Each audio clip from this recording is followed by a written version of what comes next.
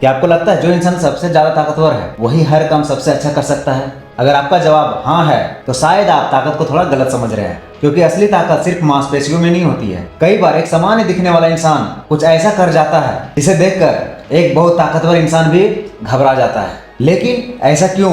मान लीजिए एक व्यक्ति एक भारी सिलेंडर को एक हाथ से उठा लेता है और उसको बैलेंस कर लेता है अपने हाथों पे। पहली नजर में हम लोगों को लगता है कि इसमें सिर्फ ताकत लगा हुआ है, सिर्फ इसमें ताकत का खेल है, लेकिन असल में वहां पे बहुत सारी चीजें काम कर रही होती है। ताकत, पकड़, शरीर का संतुलन, मांसपेशियों का नियंत्रण और सबसे जरूरी अभ्यास। हो सकता है कोई दूसरा व्यक्ति उससे ज्यादा वजन उठा ले, लेकिन जरूरी नहीं है कि वह इंसान उसी सिलेंडर को एक हाथ से उठा करके बैलेंस कर ले।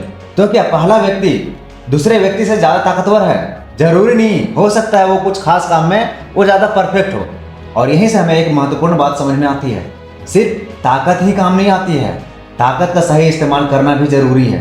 एक बहुत ताकतवर व्यक्ति अगर अपना संतुलन खो दे तो वह गिर सकता है। वहीं कोई दूसरा व्यक्ति शरीर से ताकतवर ना होते हुए भी अपना शरीर, वजन और गति को सही तरीके से नियंत्रित कर ले तो वह मुश्किल काम को भी आसान कर सकता है।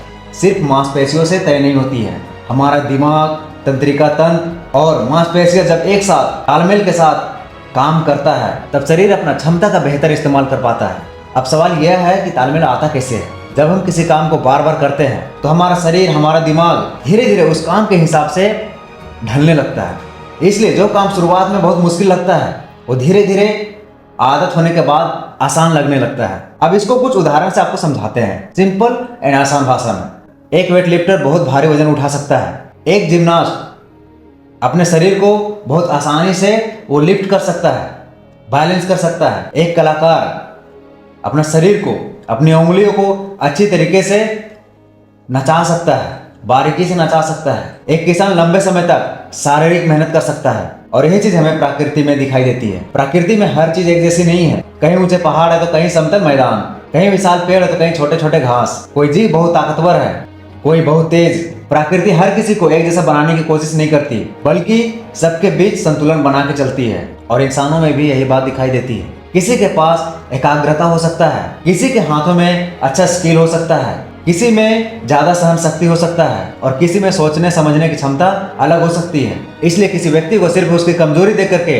यह कभी अंदाजा नहीं लगाना चाहिए कि वह व्यक्ति कमजोर है। तो अगले बार जब आप किसी अपने से कम ताकतवर को देखें तो तुरंत यह नहीं सोचना है कि वह मेरे से ज्यादा कमजोर है। हो सकता है वह इंसान, वह व्यक्ति आपसे कोई काम में बहुत ही ज्यादा अच्छा हो, जिसको देख करके आप सोच नहीं सकते उसको यार ये आदमी ऐसा भी कर सकता है। तो इसलिए सवाल यह नहीं होना चाहिए कि मैं दूसरों से कितना ज्यादा ताकतवर हूँ। सवाल यह होना चाहिए कि मेरी क्षमता क्या है और उसे कितना बेहतर बना सकते हैं। क्योंकि सिर्फ ताकत होना ही काफी नहीं है, क्योंकि ताकत को दिशा चाहिए, दिशा को अभ्यास और अभ्यास को संतुलन चाहिए। और जब ये तीनों एक साथ मिलता है तो एक समान क्षमता भी असाधारण बन सकता है।